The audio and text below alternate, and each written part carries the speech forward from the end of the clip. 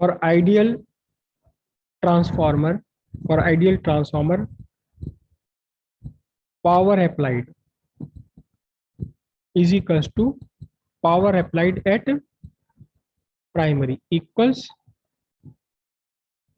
Power obtained at secondary. जितनी power primary पर apply करी उतनी ही आपको मिलनी चाहिए सेकेंडरी पर, लेकिन एक्चुअली नहीं होता ऐसा, एक्चुअली नहीं होता। फॉर रियल ट्रांसफार्मर, जो रियल ट्रांसफार्मर है, इसके लिए जितनी आप प्राइमरी पर पावर अप्लाई करते हैं उससे कुछ कम मिलती है सेकेंडरी पर आपको पावर। कुछ बीच में लॉस हो जाते हैं, कुछ एनर्जी बीच में क्या हो जाती है, लॉसेस हो जाते हैं। तो अब हम डिस्कस करते हैं लॉसेस ऑफ ट्रांसफार्मर। ट्रांसफार्मर में किस तरह से एनर्जी प्राइमरी से सेकेंडरी में जाने में लॉस हो जाती है, खत्म हो जाती है। पहली, सबसे पहला जो जिससे हम बच ही नहीं सकते वो क्या है, Joule's heating effect. Joule's heating effect. अब यहाँ ध्यान से देखो, ये जो प्राइमरी और सेकेंडरी कॉइल्स हैं, ये सेकेंडरी कॉइल है, इसमें क्या है, इसमें एक ही प्राइमरी में, ये एक्चुअली ये जो मैंने यहाँ इसमें बना रखी है इस टाइम, ये किसी ट्रांसफार्मर की सेकेंडरी कॉइल है। प्राइमरी कॉइल में इससे भी ज्यादा टर्न होते हैं, थाउजेंड्स ऑफ टर्न्स होते हैं। Then you have to use a long wire, long and thin wire.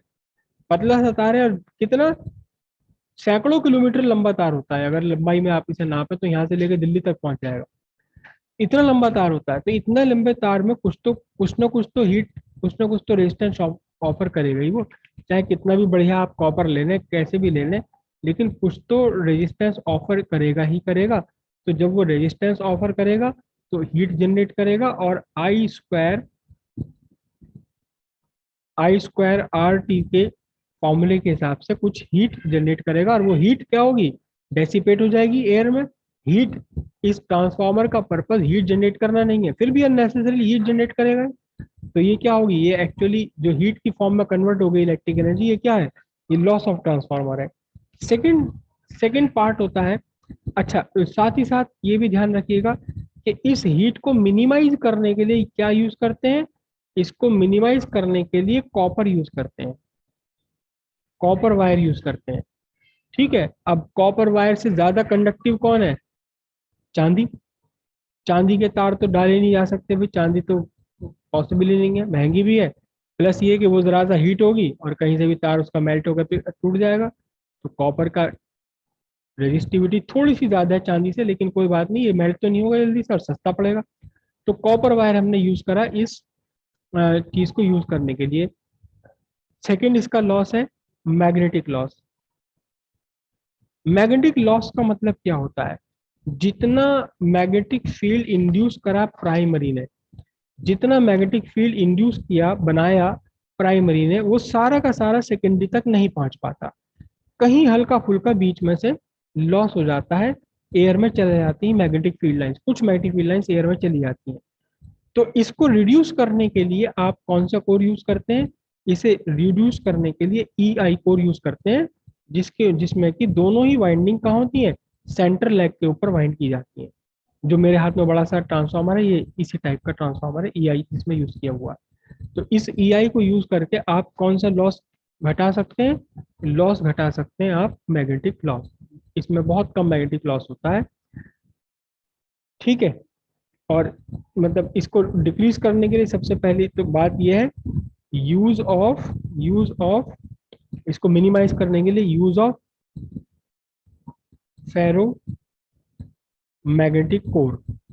Ferromagnetic material की कोर होती है, और ये किस शेप में होती है, ये एक क्लोज्ड फ्रेम के रूप में यूज होती है, क्लोज्ड फ्रेम के रूप में होती है। चाहे आप कोई भी ट्रांसफार्मर देख लें, ये देखिए इसमें सिर्फ एक फ्रेम बनाया गया है, ये रहा, ये जो ब्लैक आपको दिखाई दे रहा है ये पूरा फ्रेम है, अंदर तक जा रहा है, केवल एक फ्रेम है, रेक्टेंगुलर फ्रेम है।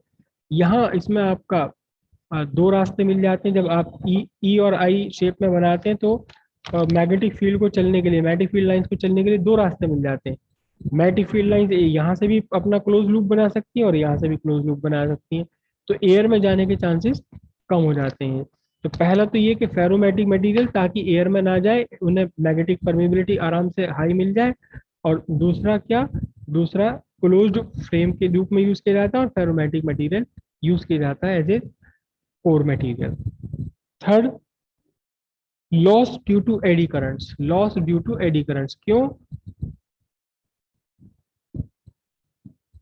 एडी करंट्स, जब इस ट्रांसफार्मर पे बार बार यहाँ जो प्राइमरी के हैं वो करंट बदल रही है, मैग्नेटिक फील्ड बदल रहा है, तो वो मैग्नेटिक फील्ड इस मटेरियल के अंदर, जो कोर मटेरियल है आपने जिसे कोर बना रखा है, इस मटेरियल से पास होने वाला मैग्नेटिक फ्लक्स बदलता है, मैग्नेटिक फ्लक्स मैग्नेटिक फील्ड बदलता है, तो क्या हो जाती है, एडी करंट इंड्यूस हो जाती है। और एडी करंट तो बहुत ही ज़्यादा खराब चीज़ है हमारे लिए यहाँ ट्रांसफार्मर में, क्योंकि ये बहुत सारी हीट कन्वर्ट, इलेक्ट्रिक एनर्जी को हीट में कन्वर्ट कर देती है। इसको कैसे मिनिमाइज किया जाता है, इसको मिनिमाइज करने के लिए आप कौन सी यूज करेंगे, लैमिनेटेड कोर यूज करेंगे।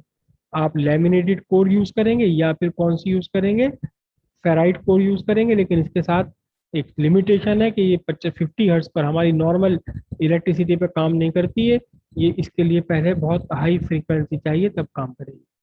फेराइट कोर यूज करेंगे, नहीं तो क्या यूज करेंगे, लैमिनेट कोर यूज कर लेंगे। जो बड़ा ट्रांसफार्मर है हाथ में टीवी में से निकला हुआ उसमें लैमिनेट कोर यूज हो रखी है। ठीक है, तीसरा लॉस होता है, एक और लॉस होता है हिस्टेरिसिस लॉस। हालांकि ये आपके कोर्स में नहीं है, हिस्टेरिसिस लॉस।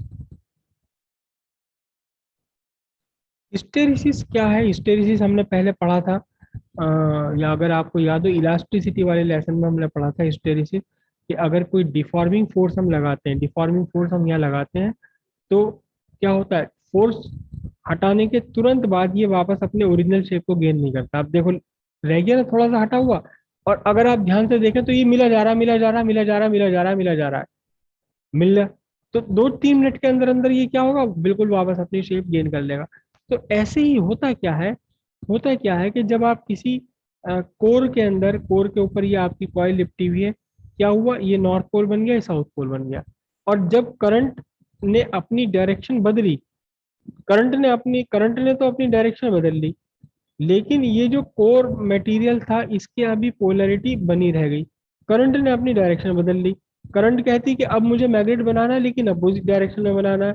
अब मैंने, ये करंट की नई डायरेक्शन हो गई, तो इसको नॉर्थ पोल, इसको साउथ पोल, लेकिन पहले ही वो नॉर्थ पोल साउथ पोल बने हुए हैं। क्यों, क्योंकि एकदम से करंट जीरो होने पर वो मैग्नेटिक फील्ड जीरो नहीं हो जाता, करंट जीरो होने पर के साथ साथ मैग्नेटिक फील्ड जीरो नहीं होता, मैग्नेटिक फील्ड जीरो होने में थोड़ा सा लैग होता है, टाइम लगता है, उसे हम बोलते हैं हिस्टेरिसिस।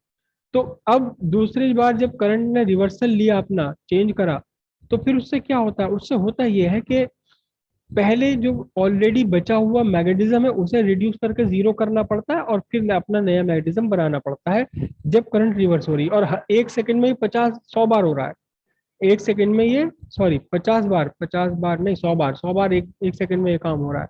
तो थोड़ा बहुत इस वजह से भी, हिस्टेरिस के कारण भी थोड़ी सी एनर्जी लूज हो जाती है। इसे हम रोक नहीं सकते, किसी भी तरह नहीं रोक सकते। लॉस मिनिमाइज करने के लिए, सिंपली मिनिमाइज करने के लिए वही तरीका है क्या, कि फेरोमैग्नेटिक मटेरियल लो, और ऐसा फेरोमैग्नेटिक मटेरियल लेना पड़ता है जिसकी कोर्सिविटी बहुत कम है, लो कोर्सिविटी,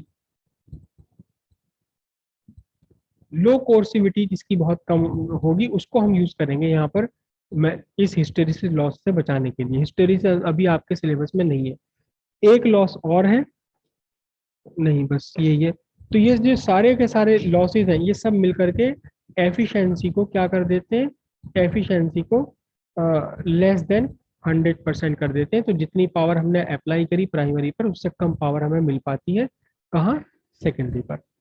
ओके।